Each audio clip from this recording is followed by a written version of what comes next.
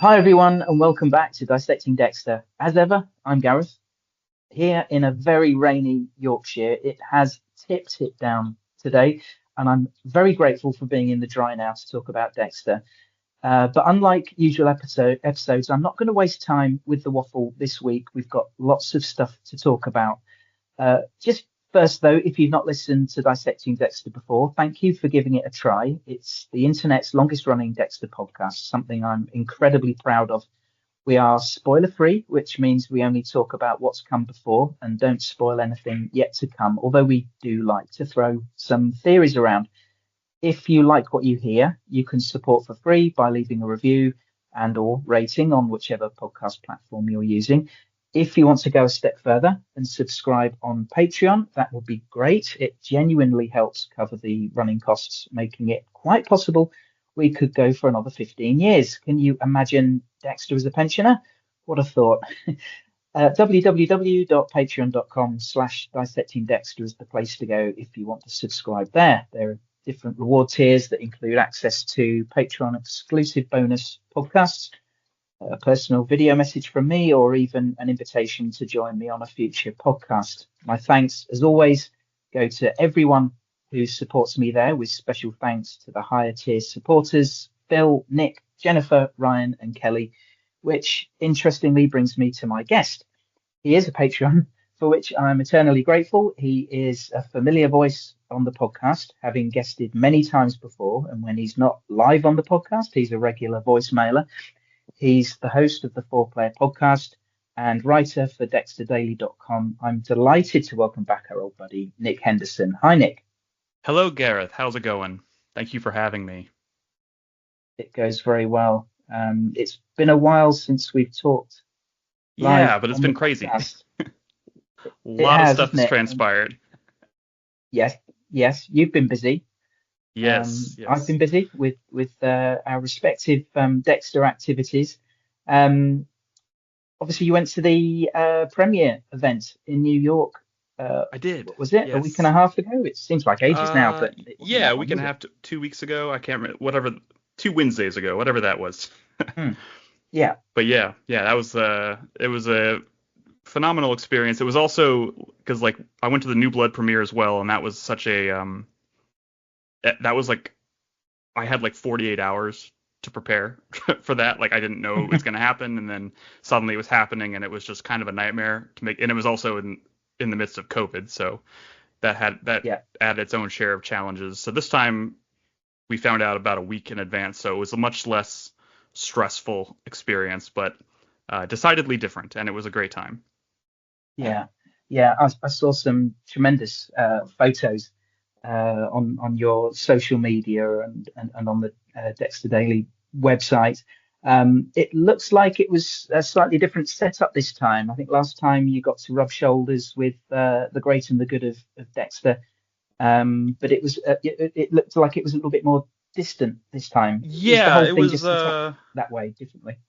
It was set up different. I mean, the New Blood premiere was almost set up kind of like a fan experience thing, because on the way into the theater, they had the red carpet situation, which I wasn't on for that one. I was just I was on the list, and I went in through this fan entrance, and it was kind of this winding thing where you go through Dexter's cabin, and you go through Fred's bait shop and stuff, and they had actors there, and that was really cool. And then they just kind of led you into the theater, and the only reason I got to kind of rub shoulders with a couple of them was on the way out of the theater. There were a lot of people kind of congregating, and a lot of the actors were getting ready to, I guess, jump onto a shuttle that would take them to the after party, and I kind of seized the opportunity there. And I met David Zayas and Eric King, kind of being the two big ones. I also met Teddy. I apologize, I can't remember David. I can't remember his last name off the top of my head. Yes, there we go. Yeah. So it was a little bit. It was nice. It was a great experience. It was also kind of weird because it was in the middle of COVID, and I didn't really know what I was like. Can I take the mask off? It was just kind of a weird situation. This time was it was. I didn't know they were gonna put us on kind of the red carpet, the actual sidelines of the red carpet. So, but they had a space kind of saved, it said Dexter Daily on it, and it was on a little elevated thing, and it was right there on the other side of the rope. So got to stand there and take a bunch of pictures, along with, a bunch of photojournalists and whatever who have much nicer cameras. And were obviously there doing their actual jobs, which was nice. But it was elevated, which is great. So I got to kind of see over the tops of their heads and get some pretty good shots. And but the trade-off there was I didn't really get. There was a buffer between me and the actors. Although I'm a bit of an introvert, so I don't know how comfortable I would have been sliding up to like Michael C. Hall and talking to him or whatnot. But yeah, it was a great experience. I took like 300 photos. I almost killed my phone taking those shots. And again, when they took us into the theater, another thing that was different this time was they had assigned seating, which they didn't before for New Blood. It was just kind of like I got there really early, so I got a really good seat. This time I knew they were putting me somewhere. I didn't know where it was. And when I got in there, I was in like the third row. I was like, that's crazy. So yeah, it was a really fun experience. And the kind of the excitement and the atmosphere and the energy in the room was palpable. It was very, everybody was super excited. I think they weren't they didn't really know what they had with New Blood, I think. And obviously COVID was kind of downplaying everything. This was just kind of like gloves off. I was super excited. Everybody was super happy. And yeah, it was a great time. It feels like it's interesting you said about the atmosphere. It feels like it's been a Dexter freight train coming at us over the last few weeks. There's been a lot of publicity, a lot of build up, and the vibe. I think I commented on the podcast, particularly Michael C. Hall, and I think he's probably the most telling of all, is his enthusiasm. He's been so energetic and just full of renewed vigor and excitement and motivation. I don't know if we've seen him like this before, have we? I mean, it gave not me since the early days, anyways. We're in for something good. Sorry,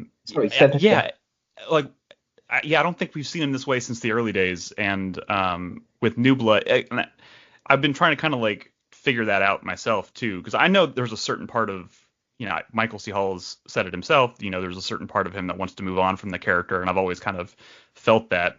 I think we all felt that towards the end of the original series in like season 8. You could tell he was kind of like, all right. But New Blood, I think, had a different energy to it because for him and for a lot of the people involved, I think it was kind of like an opportunity to get closure.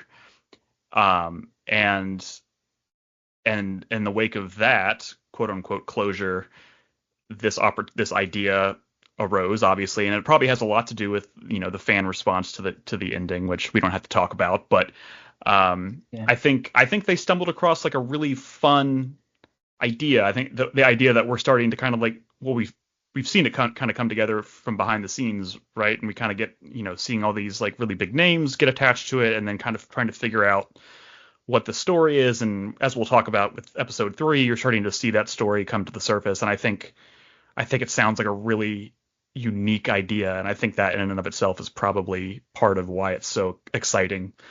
And to have Batista back, like putting him with some of the original cast members probably made it feel really nostalgic. So yeah, I'm glad he's back on board, and I'm glad everyone's feeling energized, and it seems like the fan base seems energized. Original Sin probably did a lot to help that as well. So crazy times. Crazy times. Yeah. I mean, obviously you've seen 3 episodes now. We're going to talk about episode 3 shortly. I mean, what do you think of the first 2? Rubbish, weren't they? Man, no, I'm joking. It's I mean, I'm going to be honest, Gareth. I'm like one of those people. Like we all love Dexter here, and even like the seasons of the show that have been less than ideal, I still kind of look at them like they're my they're like my least favorite child. Like I still love them, even though I can see that they're like flawed or or whatever. And I didn't really know what to expect. I always thought it was a bit of a reach trying to like kind of come back from how they ended New Blood, and it is a little bit of a reach. I mean, I feel like the first episode obviously makes some of that reach pretty apparent, I guess. But once they got past that, man, they were just kind of like the runway's clear, and this is like I feel like it's kind of like Dexter firing on all cylinders, but at the same time, it feels kind of refreshing. Like it feels new and while also feeling very familiar. I don't know how to explain it. It's kind of a miracle. It feels like a little bit of a miracle so far. Yeah, it does, and it's been really well received. I think you said it. I mean, we don't need to go into the minutiae of it, of the elephant in the room at the beginning of the season, Hmm. but I think we acknowledged the writers had a tricky spot to get Yeah, themselves out of. they sure did. It wasn't an enviable position, and I'm not a writer, but I think they had to make the best of a sticky situation, didn't they? And it was Yes, all. yes. I think you said it best. It was always going to be messy, Yeah, it's and it would never satisfy everybody. And we kind of just had to get over that, get past it, and like you say, once they got out of Iron Lake, it was all yeah, systems go, yeah, and it absolutely. showed no sign of letting up. I feel like at the end of the day, like that first episode, I really enjoyed that first episode a lot. I didn't really start to kind of like realize the full potential of of what the show was going to be until I think the second episode. But like, I kept thinking to myself, like after that first episode, I was like, you got to remember, like this is what people wanted. It's a little messy, but Yeah, like this is what people like, for lack of a better word, kind of demanded. So you know, it was gonna be a little bit tricky, and they got yeah, past it with relative grace, and now it's just like, man, it's popping off. I've really enjoyed these last two episodes, and I'm super excited to see where it's gonna go. Um, yeah. yeah, yeah, Yeah, episode it's three. crazy. I'm seeing. Yeah, I'm seeing comments from people online saying that episode three is their favorite Dexter episode in years and years and years. Hmm. Obviously, episode nine in New Blood was much loved, Yeah, I was about to be and like, let's I'm not sure forget about still the is. family business because Yes, that's an that amazing was that episode. was a keeper. Yeah, yeah. Yeah. But it's being really well received, and Hmm. this week Paramount have publicised their viewership figures for the premiere. Hmm. They've said 3.1 million streamed the Hmm. premiere across all platforms, which was more than Original Sin, which at the time broke records, and that was 2.1 million. But this surpasses it and then some. Yep, that's So what I like to see. it's Showtime's, yeah, incredible. Showtime's most streamed premiere ever, and it boggles my mind that after two divisive series finales, Hmm. which in itself is pretty unique for any show to have two finales, Yeah. they get a third go, and fans are still flocking to watch. Yeah. Whatever the secret sauce is, it's working, and I guess it's got a lot to do with Michael C. Hall and the enduring appeal of the character. But Hmm. maybe it's a mixture of things. I don't know. Is it? Yeah. I mean, I don't know.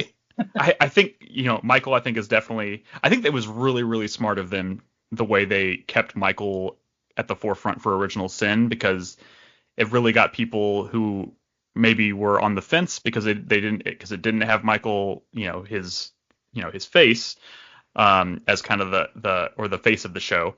It kept those people hooked long enough to like see the potential in the show, and it kind of created this really nice connective tissue between the prequel and the original series, and they're still like mining that for Resurrection, which I think is super exciting. But yeah, I also am hesitant. I mean, the secret sauce I think also has a lot to do with Clyde Phillips. I know a lot of people blame him for some of the Mm, more controversial endings, or the controversial ending.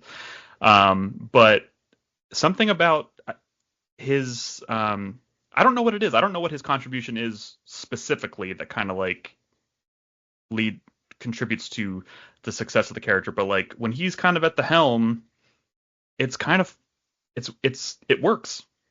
And I know that's vague, but I feel like that's got to be part of it somehow. And yeah, obviously Scott Reynolds has been involved since like day one. It's just they're a good team, and I think they've got a good writers room together, especially coming off of Original Sin, which is also playing into, I think, some of those writers that are involved with Resurrection. Yeah, I think they just got a really good yeah. team at the helm here, and it's working. It's kind of a miracle, but it's working. It really is. Obviously, so the show is a success so far. Hmm. That's fair to say. There's no word on renewal, although Original Sin had to wait for confirmation after the season ended. So I'm guessing we won't know until this season has ended too, as to whether it's going to get another I have a season. But feeling. I have a feeling we'll find out faster. I think Original Sin was special because it was an all new cast, and it was just kind of like it could have just completely flopped. People could have just not bought into it without Michael C. Hall, and I think they just had to mull over it a little bit longer. I wouldn't be surprised. I mean, you might be right. We might have to wait a little bit after the season ends, but I wouldn't be surprised given how they've been talking. They were, from the day they announced Resurrection, they were like multiple seasons, like on day one. So yes, I wouldn't be surprised to hear them confirm that even before the season is over, or maybe even on like in the week that it ends, because it sounds like they've got a plan, which is, you know, yes, yeah, and that's the I like next the sound thing of I that. was going to mention is that Scott Reynolds has stated that they're planning, I believe it's a 3 season arc. Hmm. So dramatically, in terms of story, this is really good news. They're not Hmm. writing it, or they've not written it as a 1 season thing. And then if they get renewed, they'll have to do a story for season 2. This gives them a chance to plan longer term, which is great because they can plant seeds now for Yeah, payoffs yeah. in 1, 2, 3 years time and reward long term investment by viewers. And also dramatically, I think that's a lot more rewarding when you've had uh, time for things to ferment, storyline to sort of simmer, villains to emerge, Hmm. um, conflicts to sort of develop and then eventually pay off. Yeah, I it's think that's great. it's That's the best news. yeah, it's phenomenal news. Like one of the first thoughts I had when I heard about Resurrection after the initial shock was, God, I hope they have a plan, because if you're just gonna like do what they do, I always kind of compare it to like the Star Wars prequels, which, you know, they Hmm. just kept like they made the first one and then they gave it to another director, made the second one, and like it almost felt like they weren't communicating or like planning accordingly, and that's why it was a really controversial arc. And it sounds like it sounds like at the very least they have like an outline for what they want to do with the story that they're starting with now, and leaving it open to continue if Michael's still enthusiastic about doing more at the end of that plan. Um, and I think that especially if the goal is, if they end up like if 3 seasons is it, like if that's the end, my only hope is that they're like planning for that possibility, because I think trying to wrap up an entire show like with New Blood, they thought that was it. They had 10 episodes to do it, and we've talked about it till we're blue in the face about how it felt like they needed another episode or two to kind of like make that ending land. Um, Yes. in theory, they have that runway now. They have they have room to plan for that eventuality, and I just hope that's part of the pitch, the plan for this whole show, whether it's 3 seasons or 5 or 6 or whatever it ends up being. Having that final ending in mind, I think is going to be key, because they can earn it if they plan for it. Yes. Yeah. And I guess as we go through this season, they will see what elements of the season land more with Yeah. viewers, and that may influence some of what they do going forward. But it's quite possible, and it sounds like maybe they do have some very broad outline of an arc Yeah, and I for feel like three that's really all that's seasons. necessary. Like just having a general Yeah. like, because you can get, if you have kind of just because when people talk about the ending of Dexter, they like he faked his death and went to Oregon to become a lumberjack. That's what everybody always talks about, right? Like if you had, not saying that's a good ending or a bad ending, but I'm just saying like if that was when you think about that as just the idea, you can get to that point in any number of ways. If you in fact, if they had planned that from the very beginning, they probably could have found a way to make that more rewarding for the audience than it ended up being. So like, and the same thing, I would think the same thing goes with how they ended New Blood. Like if they thought they had more time and they could have planned that a little bit better, I think it probably would have landed better. So I'm hoping that that's kind of the situation we're in now, and I'm hoping that they realize that this is their third and final chance to give the character like a proper like ending at this end of the timeline. Because I think Original Sin is probably gonna, if I had to guess, I would say it probably has longer legs than Resurrection as far as I think it's probably the quote unquote future of the franchise if it's going to keep going, right? There's 15 years of timeline in between, 1991 and when the original series started, they had to work with there. So with Resurrection, I'm hoping they realize this is their last chance to like tie off this into the timeline, and they should plan accordingly. So, but it sounds like they know that, and I'm hoping that it pans out. Yeah, they're not silly, are they? They know what they've got and what the expectations are. It's funny when I was watching the premiere. Sorry, real quick. When we were watching the premiere, I kept thinking about Clyde Phillips' original like vision for the ending of the original series that he obviously never got to do because he stepped away after season 4, and it was the whole thing with him being in the electric chair and like looking through the window and seeing all of his victims. Yes. And I was just like, is this kind of him doing that idea, but a little different at the very beginning? Like he's doing the whole like Trinity and Miguel and Dokes, and like it's almost like I didn't get to do it before, but I'm gonna do some version of it here. I kept having that thought when I was watching it, and I was like, it's kind of cool to see those ideas come to fruition just in a different form. Yeah, that was fun. That was a fun way to start the season. I don't care if some say it was fan service. I got a it was absolutely fan service. Yeah, 100%. But man, it was good to see Jimmy Smits. I was so happy to see Jimmy Smits in that scene. And I think Michael C. Hall was as well. I think when they started, you could see the smile on his face at the beginning of the scene. And I wonder if that was just real. It was great. It was great to be with him again. Yeah, because they had some chemistry, those two. Absolutely. Season 3. Absolutely. It's a little bit maligned, but having rewatched it this last year, it reminded me how good Smits was, how intense he was, and that just made some great dialogue with Dexter. I'm talking back and forth with someone on Blue Sky a lot who's watching the show for the very first time. So he's been giving me like play-by-play of his thoughts as he goes through whatever. And now that he caught up just in time for Resurrection, and he still swears that he thinks season 3 is maybe his favorite season. And I'm like, it's so. I do think it's tragically underrated. Because I think Jimmy Smits is just incredible in that role, and that story was such a left turn after season 2. Underrated, man.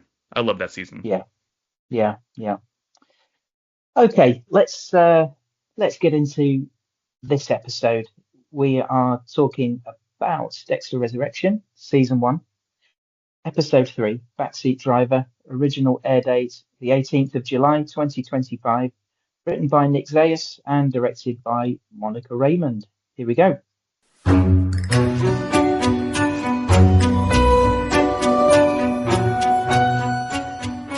Again, great title card. The title embossed into what looks like a drain cover or something, manhole cover. Really cool.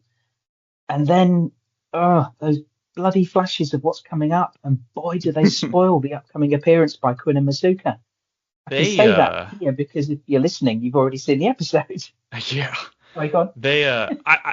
There's been a lot of debate about those flash forward sequences, and they've never bothered me because I feel like up until this point, until this episode, they've always been vague enough to just kind of get me like just hyped enough, like going into the episode that I'm super excited to see what happens. This was the first time where I feel like they blatantly spoiled a moment, and now I'm kind of like, what are you doing?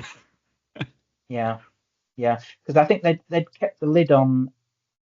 I think I've not gone out of my way to look for spoilers, and something sometimes comes through on social media, it'll be teasing a guest appearance of a much loved character, and I won't click on it. So I don't know if Quinn was out of the bag ahead of time, was he? He was. He was more or less out of the bag. In fact, he was at the premiere, and at the premiere before they did the screening, they asked everybody to, like, they would call out the cast and have them stand up and everybody would clap or whatever. And they introduced Desmond Harrington as a part of the cast.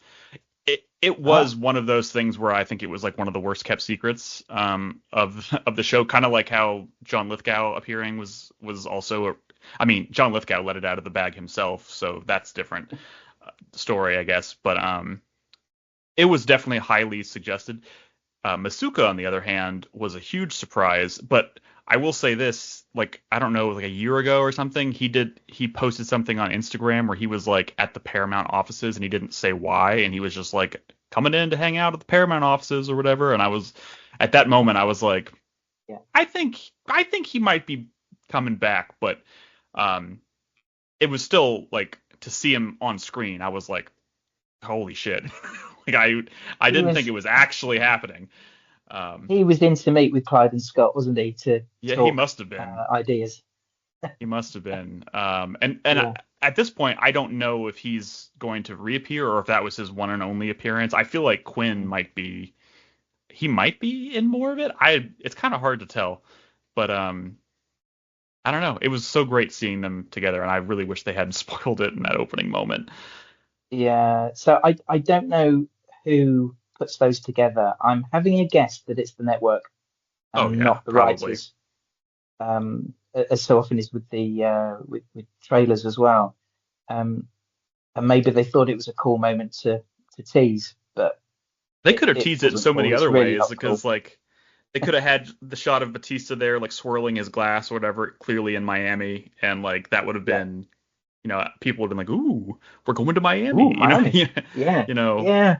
I don't. Yeah. But they went straight for the jugular with, "Here's Masuka and Quinn," and my jaw was on the floor before the proper Yeah. moment, so that kind of sucks. Yeah. Well, personally, I didn't like them doing it in New Blood, and I don't like them doing it here. It is a We don't need controversial teasing. choice. We're already sat here watching. We're not going anywhere. Please just stop this, okay? I don't know. I But don't know when they decided to mimic Mission Impossible, but that's kind well, of what they're yeah, doing. yeah. Yeah. Anyway, we go into a really good music cue at the start here, though. Hmm. Not a song I was familiar with, but it's Left Hand Free by Alt J. But I thought it was a really cool song. Um, Dexter's working. He's earning an honest dollar, which is good to see, but he's clearly got a lot to learn about this kind of work and how ratings are so important, which amused me. Gone are the days when a Hilarious. cabbie was just a cabbie. Now you've got to provide snacks, water, condoms, phone charger, the works. When I Yeah, it ride in a was. taxi, I don't know about you, I just want to go from A to B. I don't need all those Yeah. bells It's and whistles. it's a whole thing now, and it was such a kind of this is just the first of many examples probably where they're really delving into kind of like the culture of New York City to influence where the story goes, because like it makes being a rideshare driver makes total sense for Dexter, as far as like kind of giving him access to people and places and learning the lay of the land and stuff. I think it was a really inspired choice, but it was so perfect how clueless he was, and how he's like, "Oh, 3 out of 5 stars, not Yeah. bad," Oh, but not bad. like Yeah. Blessing is, here's 3.5, 3 out of 5 stars, and it's like, "Oh my God, the world is ending." I love it. Well, I this love it is so it. much. Blessing's reaction. You'd think there was an asteroid heading for Yeah. Manhattan. Oh yes. But So we good. see from Dexter's phone, it's March the 7th, 2022, which I think fits in quite neatly with the New Blood timeline. Hmm. It's starting to snow, it looks cold, and Blessing's going to help him with the driver score. Dexter gets a call from a veterinary service. Hello, Dr. Bateman. We know from Original Sin that American Psycho was a favorite book, so that was a nice little connection. And Connective Dexter tissue. Yeah. uses this. Yeah, he uses a pseudonym to obtain a fresh supply of good old M99, not ketamine, M99. Thank you very Hmm. much. And he used, if I recall, I don't remember when it was. He referenced using the pseudonym for Patrick Bateman in the original series. They didn't really delve into like how he goes about getting it using that pseudonym, but it was cool to kind of like see it in practice here, how he's using the pseudonym and having it shipped to a PO box and posing as a veterinarian, and I don't know, it was neat. Yeah. Meanwhile, he's looking at the newspaper and seeing headlines of the Dark Passenger Killer. And I think we touched on this last week, but it's funny how Dexter's taken this name so personally. He's really quite offended, isn't he, and put out the.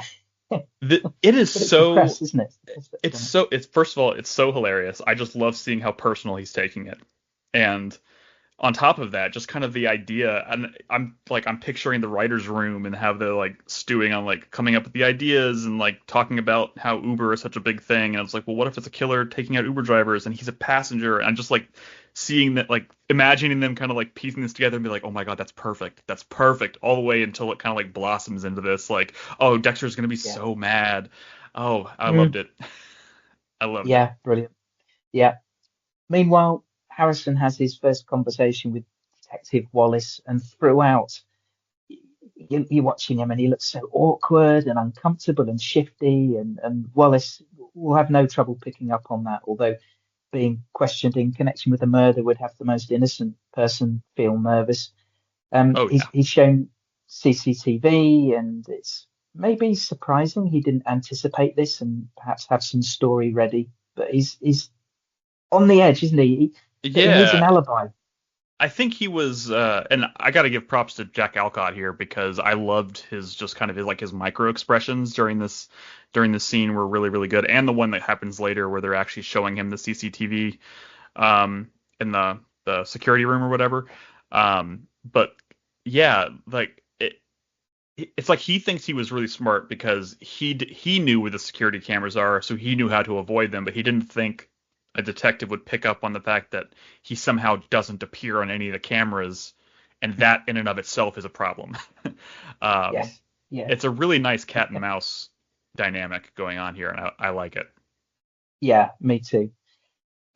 So he he makes up a BS alibi about having a one night stand, and now he's got to conjure up a girl to fit the bill.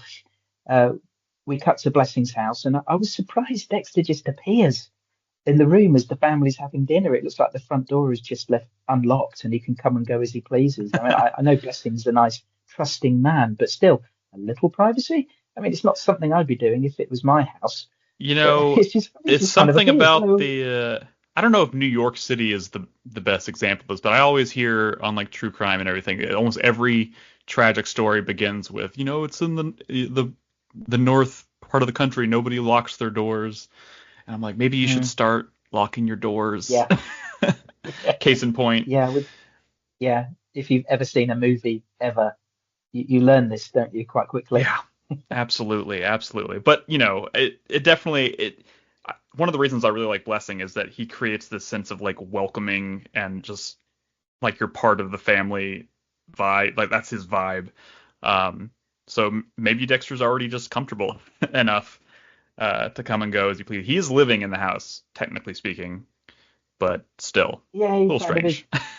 Yeah, and Dexter's good at reading people, so maybe he's picked up on that welcoming vibe and that kind of Yeah, open door policy. But he immediately joins them for dinner. I mean, Dexter's not one to he doesn't normally turn his nose up at food, does he? especially Blessing when he says gets a grace. taste. She gives him a taste, and he's like, "Oh, yep, Good stuff. I'll be staying." Yeah, yeah. Count me in. Blessing says grace, and one line, give us the wisdom to make the right decisions, which I thought was very on the nose. And that's a hmm bit of a theme for the season, it seems. But he was Blessing's directing wife. it at his daughter. But Yes, he was. He was. everything in the show has kind of a double Resonates. meaning. Yeah, yeah. Uh, Blessing's wife asks Dexter about Miami, which came out of left field. He wasn't expecting that. She says she does background checks on all their tenants, and now he's thinking, what's on there? Yeah, Blessing, meanwhile, just seems like a wonderful father, which is again a bit on the nose. yeah, He clearly loves his family, and they're all very close. Intari said this role was in his comfort zone, and yeah, he portrays Blessing here so easily. But it triggers Dexter, doesn't it? Seeing this kind of father loving his child triggers that yeah. sense that he isn't, never has been, and maybe never It's can be. he's gonna be. I think he's gonna play a important role, I guess, at least in regards to how his existence and demeanor and action kind of influences Dexter. But I gotta say, Blessing is he's probably my favorite character on the show at this new character on the show so far. Just just so likable. Holy crap. Um, Yes. I'm super excited to see. I hope they. I mean, he's already been a pretty prominent character in just the first two episodes that he's been in so far. But I hope they continue to utilize him. He actually reminds me. He he reminds me. He kind of feels like Brother Sam 2.0. Yeah. Maybe a little less religious focused, I guess. But I really liked Brother Sam, and then he met a bad fate earlier than I would have liked. So I'm hoping that doesn't happen here, because I really like this character a lot. Yeah. When I spoke to Wintari, he alluded to I commented on his character and how likable he was, but it does make me fear for his future. And he didn't give anything away, but he did say about the writers always have surprises up their sleeves, which could mean anything. Yep. Yep. So, but I hope he sticks around and doesn't meet an unpleasant end, because as we know, most people, if not all people who ever care for Dexter, end up suffering, sometimes in the ultimate way possible. Yeah, and if there's anybody on the show that we've met so far that I think could have maybe a positive influence, I mean, a big part of the show so far has already been kind of the new lease on life that Dexter has after almost dying. And it's clearly starting to affect how he views the world and other people and stuff. And I feel like if anybody was to have a kind of further that change in him, I think Blessing would be the person. And I just hope they find exciting ways to emphasize that, because he's great so far. I wonder if there'll come a point later in the season where Dexter opens up to him more about his past. Maybe not in with all the gory details, but alludes to having done some bad stuff. Yeah, I can see some really juicy conversations happening between him and Dexter. Obviously, maybe without Dexter like being totally honest about what's going on, but just like really heart-to-heart conversations that need to happen, and Blessing being kind of the perfect person to have those talks. It makes me think of like the conversation he had with Ray Stevenson in season 7 at the bar, at the gay bar, where it was just pure dialogue back and forth, but it was like a kind of changed his outlook on everything. I'm hoping we get to see some more of that, like really juicy dialogue heavy scenes with Blessing. From the tiniest drop of blood, I can determine how a man was killed. This is the Dissecting Dexter Podcast. But I can't make any sense of this. So Dexter gets a copy of this background report because it serves him in his pursuit of the Dark Passenger killer. He notes the website and uses it to look into Ronnie Schmidt, a name that he got last episode, with a freeze frame of the report. There's not much in the way of nuggets on there, which is a little disappointing. He moved into his old Miami apartment in 2001. That's on there, which means I guess we're unlikely to see it in Original Sin unless they do a time jump at some point or run for so many seasons. Yeah. I don't know if you picked up anything on there that's worth mentioning. Not really. I mean, the kind of the thing that jumped out at me though is how there wasn't any new updates to it after his kind of outing in Iron Lake. But I guess that if I had to guess, that kind of ties into like Angela didn't report anything concrete because of everything that went down. So his background literally stops in 2008 or 2013 and then picks right back up. I guess when Batista officially resurrected him, more or less. So, I mean, it kind of makes sense when you think about it. But yeah, I was hoping to see some Easter eggs in there or something. Yeah. Now, what this background check, as I say, does lead to is Dexter uses the website to research Ronnie Schmidt, and lo and behold, he's able to get his home address.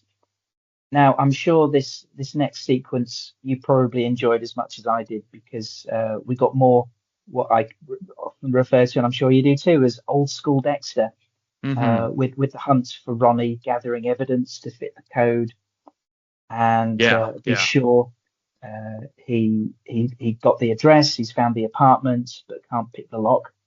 I like that he's presented. Sorry. No, it was very classic Dexter in that sense, and it was the lock thing was actually, I thought it was a really nice touch. Kind of disappointed in Ronald Schmidt for using any form of his birthday as his passcode, but it is what it is. Yeah, yeah. Although maybe he had some confidence because he doesn't believe he has much of a presence for someone to Yeah. find his date of birth. I also wanted to just kind of point out here, and this is one thing that I'm really, really happy about, that I've been pretty happy about since the show started, because, there's been lots of conversation about, like, he's going to New York City. It's a whole different ballgame there in terms of surveillance and stuff. And while I first would like to say that there's obviously going to be a certain amount of hand waving you have to do, just kind of like suspension of disbelief. But, like, they're not really shying away from the camera thing here and how prevalent camera surveillance is in New York City. And it's come up several times already. And it came up when he was going into Ronald Schmidt's apartment, and he's like looking around, and he's like, no cameras. He doesn't like them either. And I was like, that's a nice touch, because there are a lot of cameras. And they even brought up the, I forgot what they call them.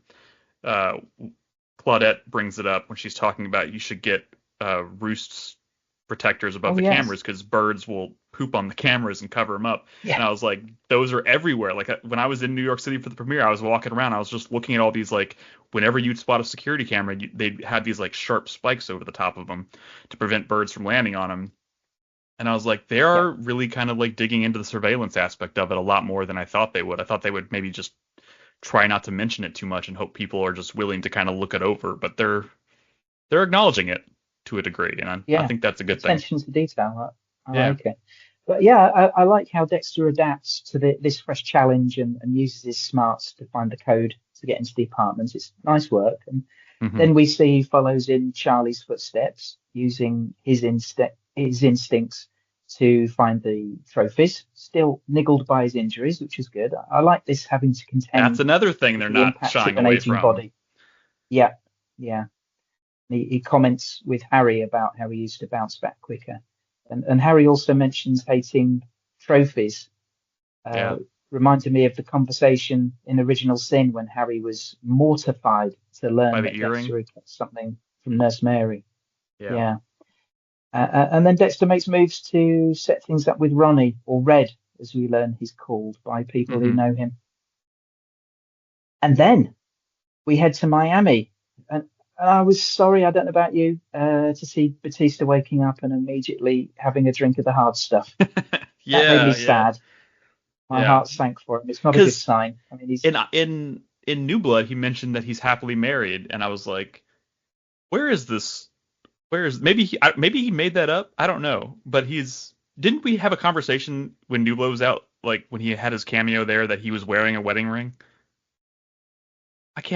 Yes. I can't remember, but every time they show him at his home, Angela comments, doesn't she? Yeah, and every time they show him at his home in Miami, he looks like the sad, lonely ex-cop. Drinking himself waking to up death in his armchair, wearing yesterday's clothes. Immediately reaches for the scotch or whatever it was. I mean, maybe we'll find out more about that, because he's going to be coming to New York to pursue Dexter. So, like, you would got to imagine, like, what about your wife? Yeah. I mean, as a cop, he's had a lot to cope with over the years, isn't he? On top of whatever burdens he carries from his experiences as a detective, but he's seen a lot of stuff. And it wouldn't be the first time he's fibbed about his marital status. It all adds to what I just feel this sadness from him. Yeah. Where he is now, and avenging LaGuerta might be what's driving him now, and it adds to his sadness that his target is someone he used to think of as a brother. Yeah. So I feel Zayas is giving that his performance is pitched that you're picking up the signs of this weight that he's carrying, this emotional weight. It's going to be really exciting to kind of see how that ends up playing out. You'd have to imagine he's going to eventually have some really, like, juicy moments or conversations with Dexter, and just the form those are going to take, or the context or the circumstances are going to be really, really interesting. It's going to be hard to wait, to be honest. Yes. Yeah. So he gets a call from Teddy, and they've got a hit on Dexter's truck in New York. It's got a speeding ticket. Of course, we know it was Harrison who had it, and he just sold it. So who knows who was driving, but it gives Batista a breadcrumb trail to follow to New York. I forgot to mention on the last episode that Harrison didn't just sell the truck. He got rid of that letter that Dexter wrote for him, the one that he read at the end of New Blood. So that was a double gesture to move on from his father. Still feeling the anger. That was another thing coming off of New, like just the idea of starting Resurrection. Like one of the biggest concerns I had was that they were going to somehow kind of like cheapen some of the aspects of the ending that I really, really liked, which a big one for me was him reading the letter as he was driving out of town and whatnot, and just kind of like the effect it had on Harrison and everything, and seeing them acknowledge the letter and how it still kind of brings them in feelings of anger was nice, because it's just like the letter was something I thought they were never going to touch on again, but here it is, and the truck. Yeah, here it is. Yeah, I mean, it's only been a few weeks. The feelings are still fresh, aren't they? It's not been long. 3 months. It's raw. Yeah. So we move on, and Blessing helps Dexter kit out his car to improve his cab driver ratings. Notably, the photo of a child to encourage tips. People like a family man, he says. Blessing realizes Dexter's in physical pain and suggests he lets his daughter Joy perform acupuncture on him to try and help, which is a good advert for acupuncture if you're into that kind of thing. Seeing Dexter get acupuncture was not on my bingo card. No, it's not on anyone's. It was good though. It's good, and another really nice way of kind of acknowledging the fact that he's in physical pain and that he was just through an ordeal and he's getting older. It's just kind of comments on all of those things at the same time. So yeah, great touch. Yeah. We pay another visit to our two detectives investigating Ryan's murder. They know that he was a serial date rapist and suspect the killer was the would-be hero stepping in. They're still a step behind Harrison, but it feels like they're catching up. They realize the dismemberment was done in the kitchen, but we know Dexter's already been there and removed the blood drop from the ceiling. But this Claudette Wallace, she's good. She just works it out. And once again, she pops her headphones on and we get the Bee Gees. I find it very funny. Music.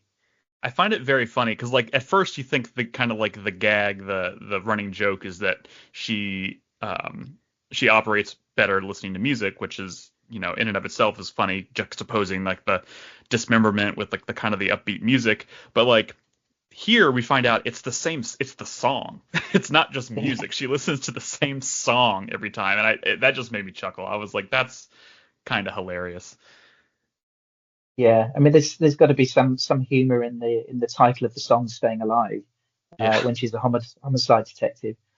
But she's good. I mean, do you think that this will go so far as to Harrison actually being charged for this? I mean, I wonder what could still get in the way. I mean, it's not like they're relying on witnesses here. It's just her smarts. But do you think it will go that far?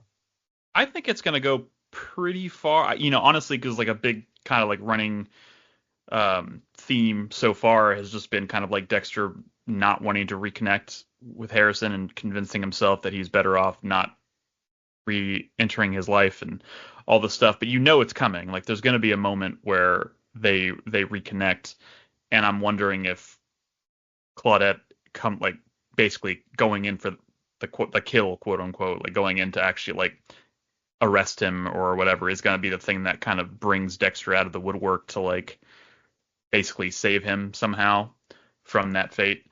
Because I feel like there's going to have to be something pretty dramatic, I think, that's going to convince Dexter to put those feelings aside and reintroduce himself into Harrison's life. So I feel like that's the kind of the role she's playing.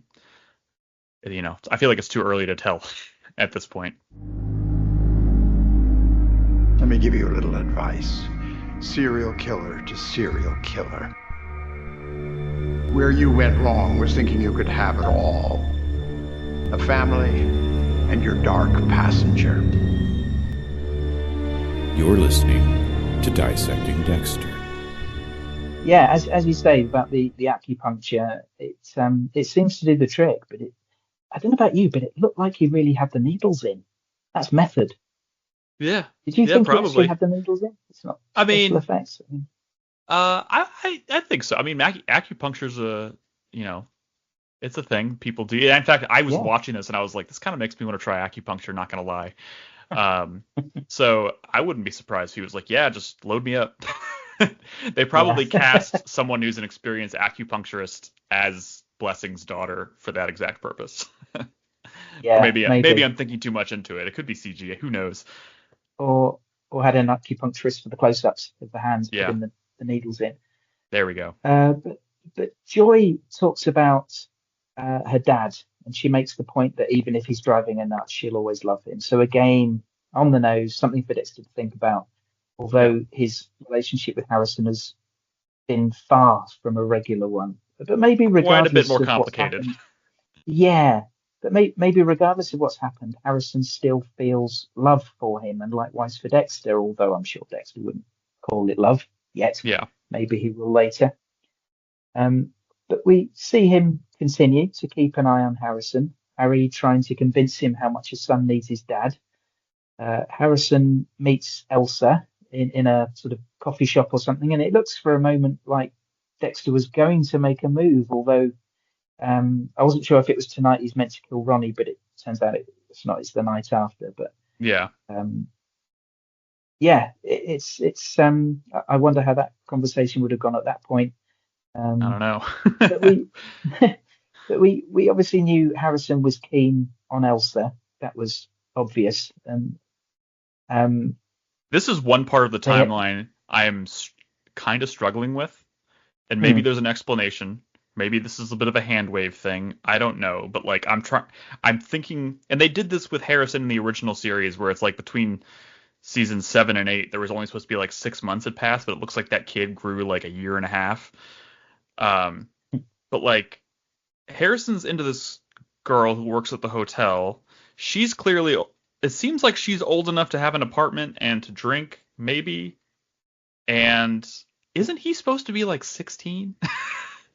yeah, So I'm not he really, is. maybe this is a situation where he likes her, but she only sees him as a friend because obviously he's too young. Because she's not really yet giving me vibes that she's like into him romantically, but she does, when he brings up her ex, she does seem very much like, okay, let's talk about it, kind of like excited situation. So I don't know how to read this. I hope it's not creepy. yeah. Jack I Alcott's think clearly not 16, but clearly, Harrison's supposed to be like 16, so I don't know. yeah. I mean, it's possible he's turned 17. I mean, maybe in a she's few weeks 18. since we saw him. Maybe she's 18 and it's really not that big a deal. Because I mean, she was drinking at her apartment, which is different than drinking at like a bar or something. So I don't know. I mean, she looks to me early 20s, but then so does Jack Alcott. Yeah. I mean, it sounds like she's a young mother, so maybe she's just, doing what she's only 18. Maybe she's just doing what she has to do to take care of her son situation. But I don't know. Yeah. But you're right. I wasn't getting any vibes that she was flirting with him, but he clearly had eyes on her. Yeah. Yeah. So we get back with Charlie next, intriguingly preparing for a banquet or something for 6 people. Now, it's not much of a stretch to assume this is Leon Prater and his collection of killers. We know she left an invitation for Ronnie with his trophies, which are now in Dexter's possession. We can assume he finds it and goes himself, right? Mm-hmm. I don't think that's going to be too much of a surprise. Yeah, I mean, the whole Leon Prater thing is one of those things, like watching it from afar, like behind the scenes stuff, it was like super like confusing and hard to figure out. But yeah, I think they've done a really good job this season of like using Charlie to kind of like dole out clues very subtly. And now we're finally starting to get into the meat of the actual story for the season, and it's getting exciting. Yeah, and with the trailer and whatnot, it's done enough to intrigue us without actually giving us any idea of what this group is doing, what their purpose is, what Prater wants with them. Does he hire them to do his bidding and he enjoys watching them do what they do? Who knows? Yeah, I mean, we obviously don't honestly, get a party this week. And even honestly, as someone who has been following the production very closely and not going out of my way to avoid spoilers as strongly as you have, I still don't fully know or understand where it's going. So they've done a really good job of kind of keeping a lid on that and keeping it mysterious. And that's cool. Charlie does mention that someone is a vegan, and I think we're meant to assume it's Red, because she does find vegan ice cream in his apartment in the first episode when she's dropping off the invitation. Oh yes, yeah. And that leads me to believe, if Dexter is really going to infiltrate as Red, that he's going to end up in some hilarious situations where he's forced to eat vegan food, and I can't wait. Well, we know he's a beer and steak man, don't we? Yeah. It's gonna be hilarious, or it's gonna get him in trouble. Yeah. I don't know, or both. After our last meeting, we scoured hours of footage from around the hotel to see what you did after you led Mr. Foster to his room on the night of his murder. I don't see anything. Correct. There are 124 cameras in the building, and yet, after you were seen in the elevator arriving on the 11th floor that night, you do not appear on a single hotel security camera until 4:15 p.m. in the lobby the day after the murder. You look a little worn out there, like you stayed up all night. But not with a woman, as you would have liked us to think. Because to have picked up a girl at a bar, you would have to have left the hotel, and yet no camera catches you entering or leaving the premises at all, whatsoever. So what'd you really do that night? Well, I don't know what you mean. Harrison, the detectives drop him in it with Elsa mentioning his one night stand, and you just know his stomach will or his heart will skip a beat when they said that, cramping his style with Elsa. That will be a surprise to her, although we know it's not true. But the evidence against him is increasing, albeit just circumstantial at the moment.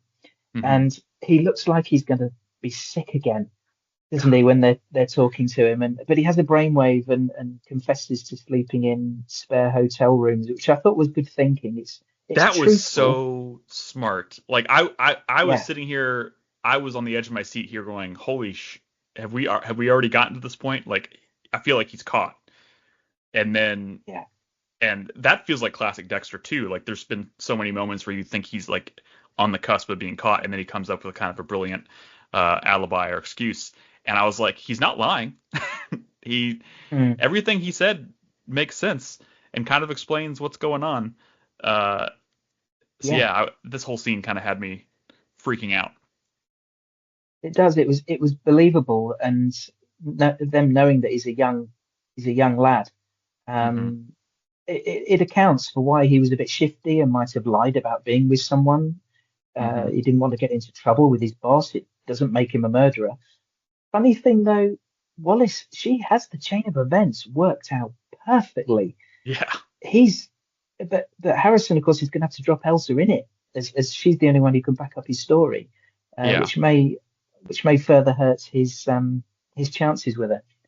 Yeah, I don't think this is over by any stretch of the imagination, but he definitely he dodged a bullet, so to speak, in that moment. Yeah. Nicely done. Back to Dexter. He's getting ready for the kill, and he provides a good advert for the effectiveness of acupuncture, as we talked about, feeling much better apparently, which is good for him. He uses himself as bait for the Dark Passenger killer. This, of course, will clinch how much this guy's crimes are racially motivated or not racially motivated. I suggested last week that maybe he's angry at immigrants because he believes that they're taking American jobs and it impacted his family in a major way, and he's taken this anger to an absolute extreme. It was the way he said, "you people." Yeah. And I was really worried last week that we were walking on really thin ice with such a controversial subject. But fortunately, events turn, and it doesn't seem that was quite the case. I was on the racially motivated train for a bit. I think everybody was. They were heavily hinting at it.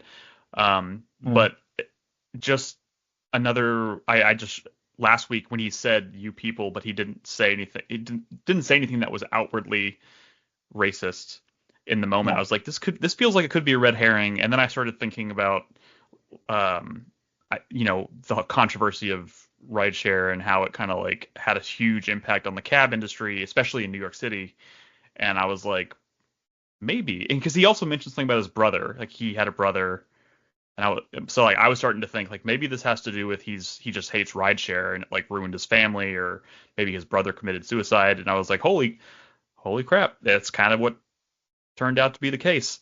But I think it was another really smart example of looking at the setting, looking at the backdrop, and digging into kind of like the culture of New York, and then having that influence the story, which so far they're doing a fantastic job of. Yeah.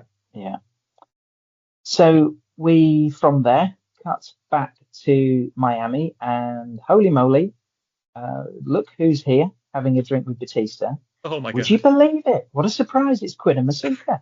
Didn't see that coming. Yeah. To see them both here, though. Really good. I told my wife, because she didn't watch. I watched it when the episode first dropped, and then the next night we watched it together.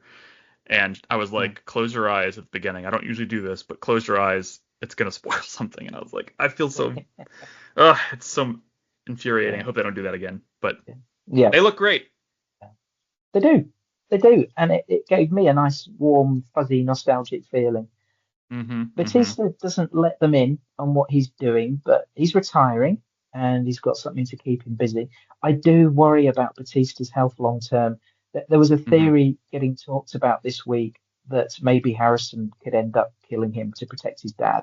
Yeah, I saw that too. Or maybe someone from Prater's group could do it as a way of maintaining their group's secrecy, with Batista following Dexter, and maybe that leads him to Prater's group. Is this an appropriate place to throw in a theory in that same vein? Go for it. Yeah. Because I saw those same ideas bouncing around, and if we're gonna go down the road of like, okay, Batista might not be long for this world, I could also see Prater doing it, because it almost seems like Leon Prater, based on what we've seen in like the trailers and whatnot, it almost feels like he's kind of obsessed with serial killers, but he's never done the deed himself, but he wants to. And then that makes me think about, so if we're going to assume that Prater's going to end up on Dexter's table, how does he fit the code? And I was like, what if he ends up being the one, like the time that he finally decides to like do the deed himself, he ends up killing Batista, and and then Dexter does this thing for that. But like also at the same time, he's a series regular. I'm not sure I can see them doing this to Batista, at least not yet. But I don't know, man. I don't know how I feel, because everybody was so upset with Batista not being at the end of New Blood, and now everybody seems to think they're going to kill him off really quickly. So I don't know where I fall. I hope that the cat and mouse with Dexter lasts for a bit longer, because there's we talked about this fertile ground that they've got to work with. I mean, I could see it happening. I hope they don't rush it. First season, maybe that's a little fast. He is kind of with Deb no longer part of the picture, he is kind of the beating heart and soul of like the human side of the show, I would say. And they have that back now. I feel like it'd be a shame to just throw it out quickly. Yeah. But we'll see. Yeah, inevitably things have to come to a head, don't they, at some point? But like you, I hope that they allow this dynamic, this new dynamic, they allow further exploration of that before sort of pulling the trigger on the if they're going to inevitable be bold conclusion. If they're going to be bold, they got to earn it. So they got to get us there in the appropriate amount of time and not rush it, which goes back to what we talked about earlier. So yeah. So back to Dexter, and he's in his car and he gets startled by someone and drops the syringe just as Ronnie gets in. And nerve-wracking. Yeah. And this becomes a struggle in what's to come as he's trying to reach it in a panic. I mean, let's be honest, it was never in doubt, but the tension was fun. Dexter says the kill tables are turned and I hate it. He likes control, doesn't he? And so does Ronnie. Control is such a massive thing for serial killers through history, and this often represents something lacking in the killer's own life. Dexter talks probably a bit too much for Ronnie's liking. Yeah. Unlike the kill we saw before, and we've obviously already just touched on this, Ronnie doesn't ask about where Dexter's from or give any kind of blurb about what happened to his family. And I think this confirms his crimes weren't racially motivated. He does do the thing where he asks him who's going to miss you when you're gone. Yes. But that's not even remotely racist at all. So yeah, that was kind of the final hint there, I suppose, that this is not about race at all. Yeah, it seemed like he was just going to kill Dexter without any kind of ceremony. He was just going to do it. As soon as he pulled over, he started to saw. Yeah, and I loved the moment where Dexter got a little sassy with him, and then but that was obviously not what Ronnie wanted to hear. He wanted to hear fear or whatever. So then Dexter decides to fake being scared, and oh my god, hilarious. Just like the look on his face of like, oh, this is humiliating. I have to pretend to be scared, as just chef's kiss. Yeah, wonderful moment. Nice trick using the metal collar. Of course, we saw Blessing working with that stuff earlier in the episode, doing some. Dude, that was classic Dexter. That was so smart. I mean, when he started sawing and you saw visibly that it wasn't actually having an effect. I was like, oh my god, he's using the thing that we saw earlier. And I was just when it clicked into my head, I was like, holy shit, that's brilliant.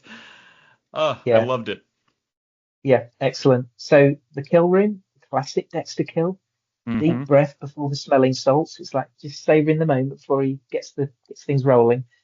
Dexter thinks it's hearing the victim's sad stories that's what gives Ronnie a buzz. It sounds like Ronnie's beef was with, as you say, Nick, the rideshare drivers in general. Thank goodness. It would have been too on the nose. I mean, we had things in Original Sin that provoked some political comment, and I'm glad we're keeping well away from that. It was a nice diversion, though. Like, it was the back and forth of trying to figure out is it or isn't it was fun. But yeah, I don't remember where I read it so long ago. Just like people like cab, because I never understood the cab medallion thing. It wasn't until rideshare started to become a huge thing, and they started talking about medallions and how much it costs, and how people were like losing their homes because their medallions became worthless and all this stuff. And I was like, this would make sense.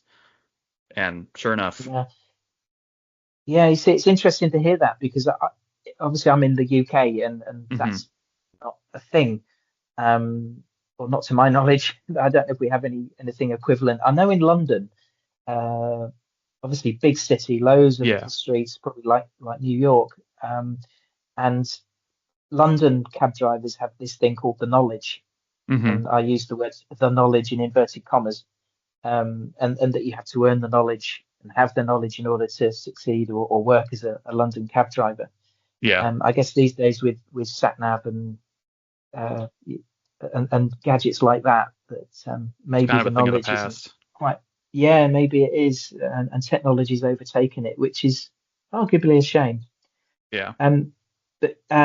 So the thing with the dark passenger killer decapitates his victims.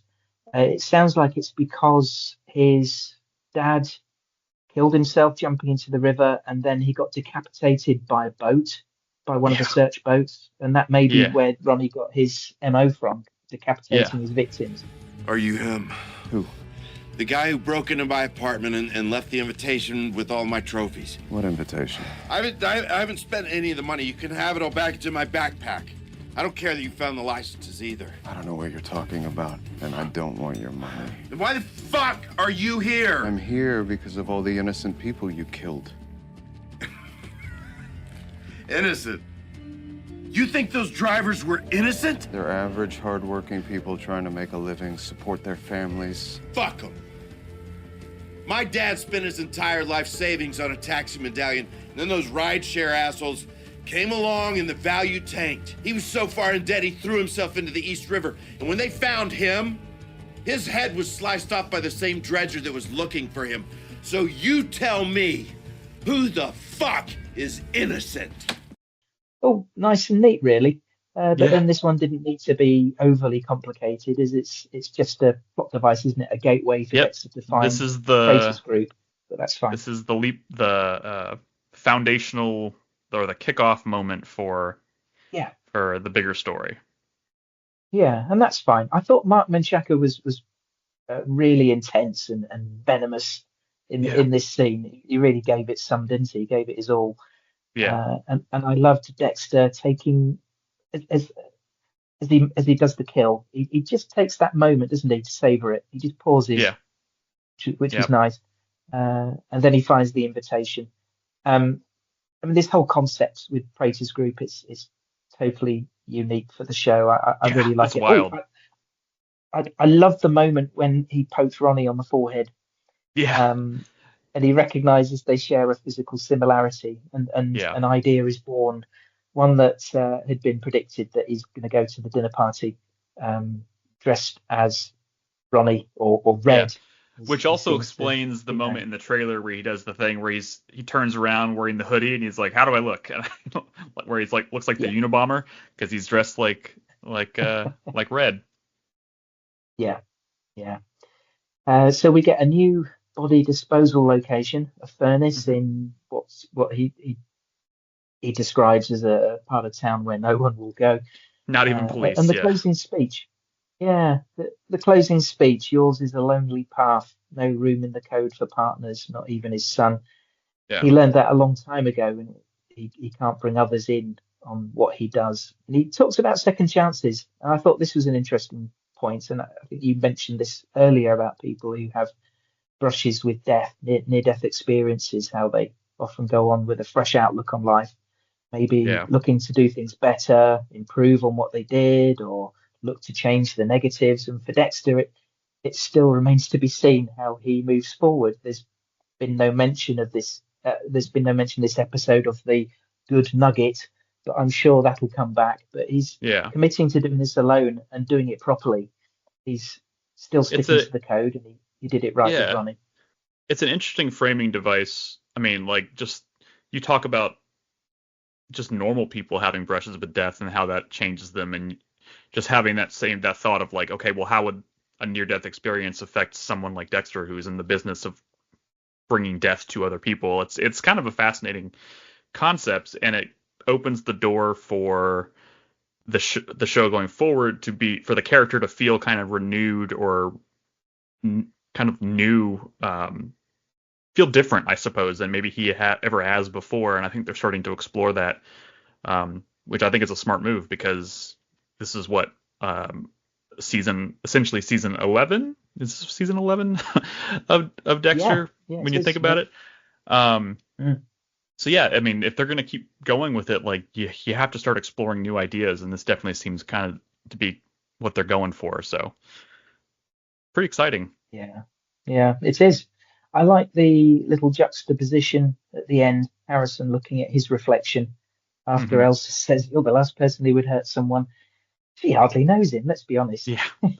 Yeah, she may not be the best judge of character, but she does see that he is a genuinely, like, good person, which is also, they're making a big point to drive that point home, is that he's not the same as his father. He kills for different reasons and in different circumstances, which when you go back to the last episode of New Blood, I always think about the first thing he did when Angela runs up on him after he shot Dexter, is he, like, got down on his knees and put his arms out like, "Arrest me," which is not something that Dexter would ever do.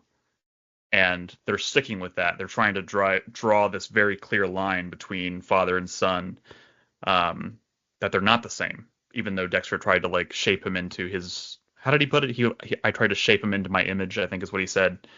But they're very different people, very different characters, I think that's the way to go, because trying to turn Harrison into just Dexter 2.0, I think would have been a big mistake. Yeah, me too. It's clear that Harrison has a moral compass, and it's pointing the right way. That killing of Ryan wasn't planned at all. Yeah. It was a spur of the moment, red mist kind of thing. Yeah. And done for positive reasons, which the detectives recognise. Yeah. And maybe Harrison could teach Dexter a thing or two. Who I was knows? starting to Maybe wonder some that. Harrison will rub off on Dexter. I was starting to wonder that because like they kind of hinted, you talked about the nugget of goodness they kind of mentioned at the end of episode 2, where he's like doing stuff to protect other people, and I'm wondering if, because that was after he had gone to the hotel room and kind of seen what Harrison had done and kind of figured out what he had done, and he already knows a lot about his son. So I'm starting to wonder if like they're playing with this idea that maybe Dexter's going to follow his son's lead instead of the other way around, which that in and of itself could lead to a very different kind of Dexter down the road. Yeah, I think it's going to be fascinating to see what direction they take the character. There'll be some bumps along the way, but I think, and it adds to my excitement for the season because I just don't know which way it's going to go. Yeah, and I'm here for it. Yeah, me too. I felt like, I mean, well, I don't think I had Original Sin kind of figured out or like pegged from the get-go. I did feel there was a sense of familiarity, which is fine. And it felt like it was maybe easier to kind of like fit the pieces together. This feels like a really just out there, bold vision for the show, which I think was the right way to go. It's what they had. It's what you have to do when a show is this late in its lifespan. You know what I mean? Yeah. So, man, I'm super excited. I can't believe we're here, Gareth. I can't believe this is happening. It's I've said it before, I'll say it again. It's a great time to be a Dexter fan, and it's a time that we, 6-7 years ago, whenever it was season 8, we never thought we'd be here. Not a chance. And I thought when New Blood ended, I was like, that's it. It's over again. And it felt the pit in my, like the hole in my stomach of just like, oh, it's over again. It's done. Here we are. And like on top of being excited for Resurrection, I'm super excited to see where they're going to go with Original Sin, because I was so surprised by the reception to that and how well it turned out. It's just, they got a lot of irons in the fire, and who would have thought? Yeah. Well, yeah. Between this, Original Sin season 2, and it sounds like the much talked about is it or isn't it happening Trinity spin-off. Yeah, I don't know about that one. We'll have to wait and see where that goes. Yeah, but who knows? We could be juggling, umpteen Dexter series at once. Yeah, we won't know which way to look. Yeah, and I'm still very much on the fence about what to think of that Trinity prequel. But as I said earlier, Clyde Phillips, for what better or worse, he's always been a really good like guiding vision or guiding light for the show. And if that show is also his baby as well, I'm totally willing to give it a chance. He has really good instincts when it comes to like what to do with the overarching narrative and like the moment to moment stuff. So it could be great. It's just a weird one. Like, I don't know if I want to sympathize with Trinity, but maybe that's not what they're doing. Maybe it's a different kind of show altogether. Who knows? Yeah, who knows? Like you say, do we want to be feeling sympathy for the man who murdered Rita? Maybe Lundy is the main character, and it's like, well, no, you can't really do that, because that would imply that he like maybe there's like a Lundy type character who's kind of like the lead of the show trying to figure out Trinity, and Trinity is still the bad guy per se. Like, I don't know. As long as they're not trying to like make me like him, because I don't want to like him. He's a bad dude. I mean, we know he was an abused child, wasn't he? Yeah. So, that's tragic in itself. But did you ever watch Bates? Was it Bates Motel, or is that what it's called? Yes. Oh yeah, the Psycho series.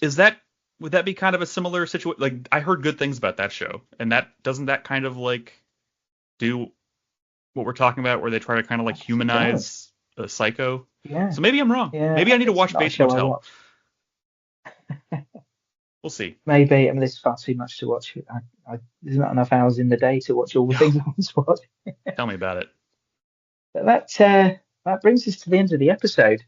So it looks like Dexter's going to march merrily off to Prater's party, but not before he had to had a quick oh shit moment when he was burning Ronnie's body and realised he had to get a thumbprint. There's that classic dark humor. Crusty arm. Yeah. Dexter does so well, that dark, that black humour. Oh, one quick note I just want to mention before we end it. Yeah. During the kill scene, that like weird take on the blood theme. Did you notice that? Like it's this like weird stringy. I don't even. Like, it's a different version of the blood theme that I've never heard before, and I thought it was really really cool. I love the blood theme. They've been doing that with a few familiar tracks. Yeah, I've noticed. Yeah. Just doing new takes on familiar themes. Yeah, the blood theme's always been really creepy, but this for whatever reason just kind of like took it to the next level. It was really eerie. I want to go back and listen to it again. It's cool. I'm going to do that. All right. Well, Nick, thanks very much for joining me to break down this episode. Yeah, of course. Before we skip off, do you just want to tell people where they can find you on the internet and what your next writing absolutely writing pieces will be? Yeah, so Dexter-wise, I've been co-editor, writer on DexterDaily.com. I do mostly like reviews for the episodes and the and like opinion pieces and whatnot as inspiration strikes me. So and then John does most over at Dexter Daily, does most of the like news and stuff like that. So that's the big thing. And I've, as far as gaming goes, I've been doing a gaming podcast, as you mentioned earlier, called 4-Player Podcast that I've been doing since 2008, which we record every Tuesday night, which is, makes me feel really old. But it's just a variety show. Yeah. It's just a variety show. We talk about, the games that we're playing, big industry news, things like that. So it's pretty laid back, and we just have a good time every week. So you can find us on 4playernetwork.com. That's the number 4, not 4 spelled out. We can find us on all the usual podcast services and whatnot. So yeah, those are the two main things. I'm on Blue Sky as well. Your host, Nick. bsky.social. I don't know how that weird thing. Something like that. Yeah. Yeah. I can't keep track of it, but yeah, those are the main ones. Yeah. Excellent. Okay. Well, thanks again. And thanks for supporting the podcast on Patreon. It's of course. Yeah. My pleasure. It's brilliant. And I really appreciate it. Thank you.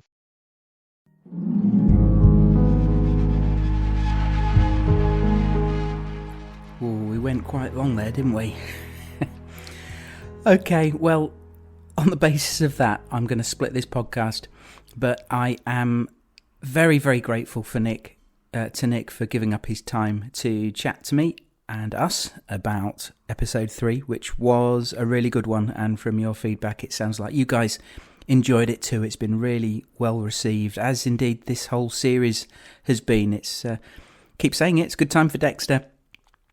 But for your listening comfort, I'm going to split this podcast and do the feedback in a separate episode, just to make this one a little less intimidating. We still went about an hour and 20 minutes, but hopefully you'll feel it was all good stuff and no waffle, which is probably a good thing.